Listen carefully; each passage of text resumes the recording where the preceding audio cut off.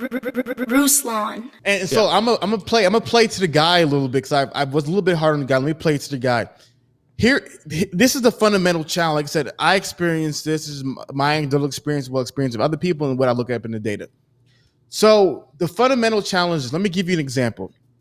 Goldman Sachs, I want to clarify this. Goldman Sachs. All right. So Goldman Sachs recently stated that they're launching a 1 million Black woman initiative, okay? The 1 million Black woman initiative is the initiative committing $10 billion in investment and investment capital, 100 million philanthropic capital to Black women. All right. So they're going to take their money and use it to help build up Black women. Beautiful thing, right? Who's against them using their money to help Black women? No one's against this. Here's how it plays out in society. Okay. These women, they get this additional money, they get additional schooling, they get additional capital to run business, they get additional resources, additional support system. These women will become more and more successful, more and more competent.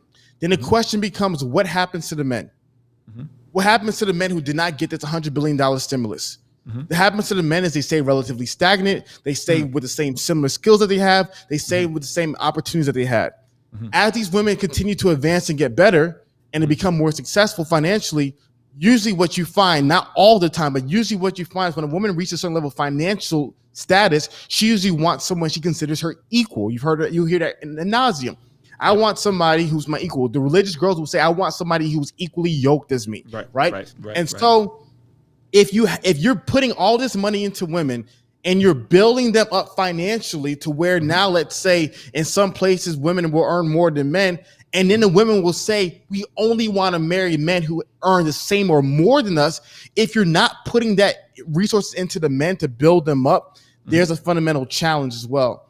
Absolutely. And so to me, I think there's situations that are going on in the modern era where society is not even putting these things into helping build up the men. A lot like when we're starting with the roommates, I would always try to find things, whether it was Black creators or creators, to help support what we were doing. Especially in the Black community, all I could find was Black women this, Black women initiative, Black women initiative this. I couldn't find any male stuff. And so to me, what I'm noticing is that yes, the guys got to improve, got to get better. But if there's no resources, no support system, there's no structures to help the guys improve, where all the money and resources and structures in society is going into the women, you will have a disconnect, because the guy who in the year 1930, if you're working a factory job and you were a nice guy and you're respectful, you can find a wife in the 40s and the 50s. Now that doesn't cut it.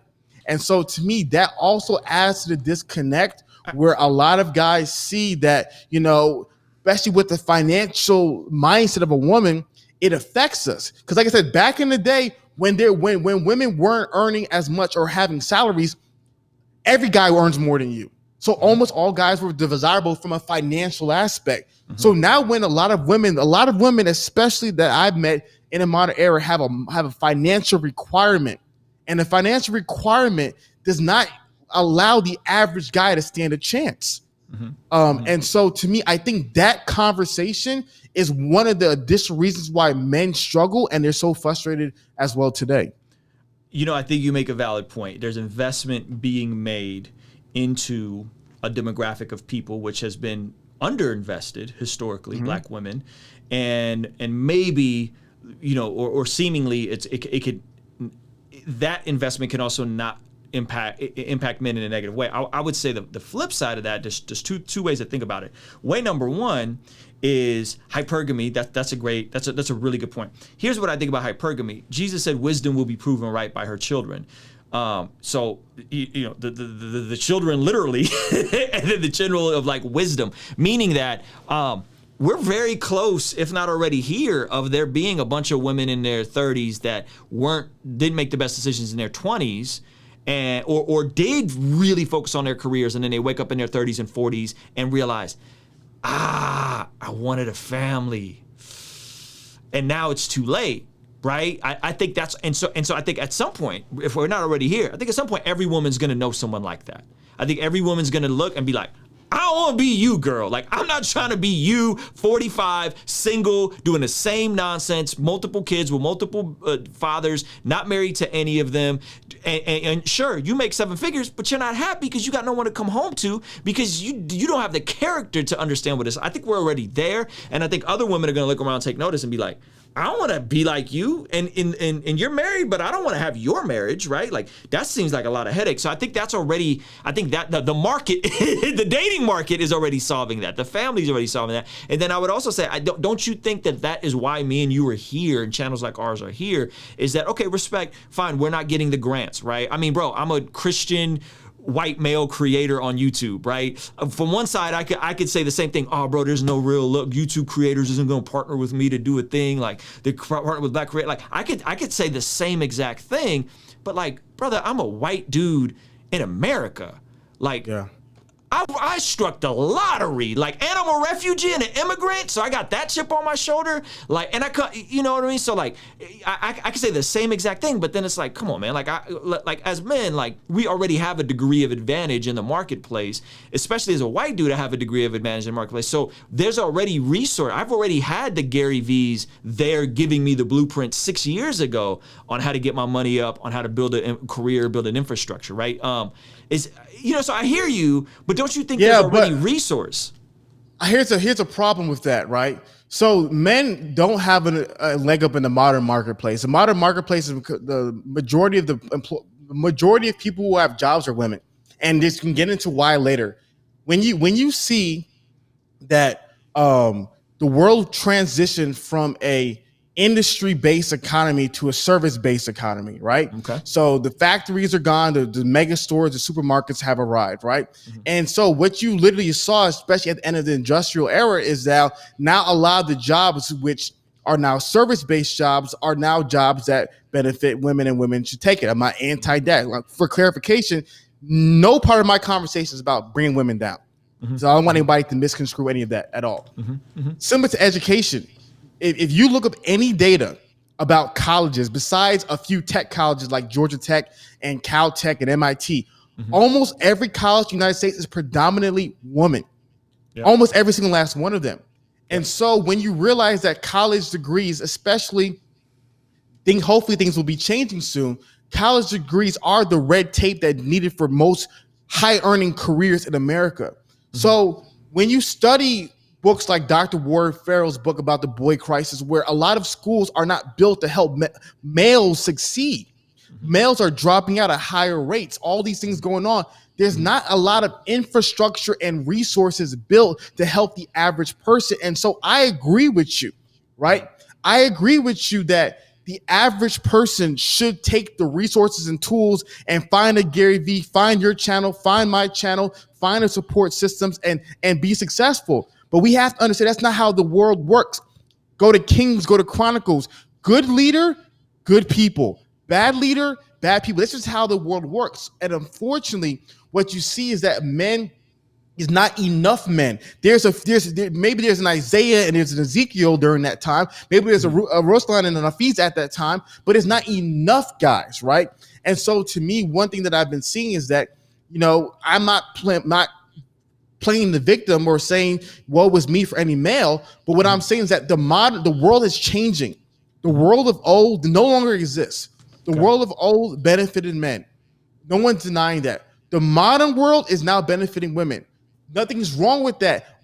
Obviously, if women are doing well, we should celebrate that. The fundamental problem is that as women become more successful, it becomes almost impossible for them to marry men who are less successful than they are.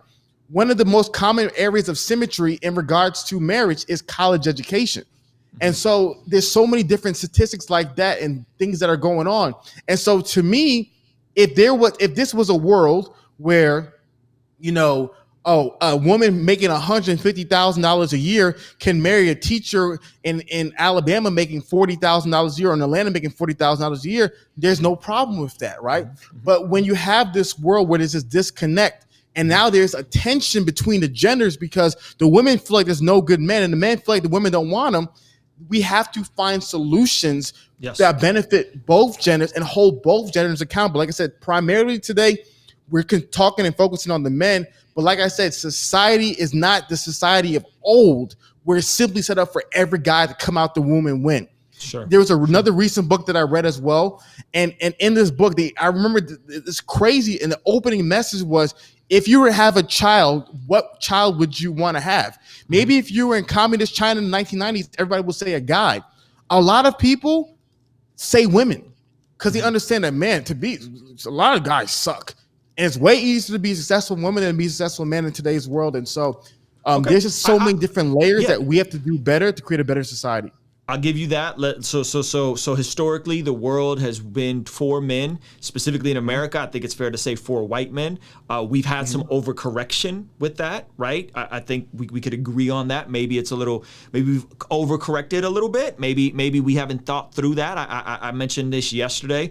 One of the most obvious ways I think we overcorrect is when it's just symbolic and not competence. The most obvious egregious example of this, guys, buckle up. I used this example yesterday. I'm going to use it again. Don't get your feelings hurt. Kamala Harris is vice president, right? Did terrible in the Democratic primaries, polled some of the lowest, lost, was tanking in the state of California, dropped out super early, and was hated by the majority of constituents here because we knew she was a terrible district attorney in San Francisco, right? So in that, she still gets promoted to be a vice president. I think that's an example of that, right? Like, it's like a gesture, it's a symbolic thing, and it's great that a woman of color is vice president. However, she's not very liked. She's the lowest ranking polling vice president in modern history. Lower than Pence, lower than Dick Cheney, like lower than Biden, right? So I hear you. I hear that. I think that's a fair pushback. Sometimes when we overcorrect, it can do more harm than good. I understand that point. I'm not disagreeing with you. And I see how that can potentially put someone at a disadvantage who, like, yo, we could have had a better vice president that was a heartbeat away from the president. Instead, we got somebody that just didn't do very well across the board and is one of the most hated politicians of our day, but somehow she became vice president. I don't like that. I understand what you're saying. I'm with you. Kingstream Entertainment. Ruslan. When the culture says do what you love, we respond with love what you do. You may have responsibilities that you aren't passionate about, but loving what you do means being faithful to what's in front of you, committing to excellence as if that were your greatest dream.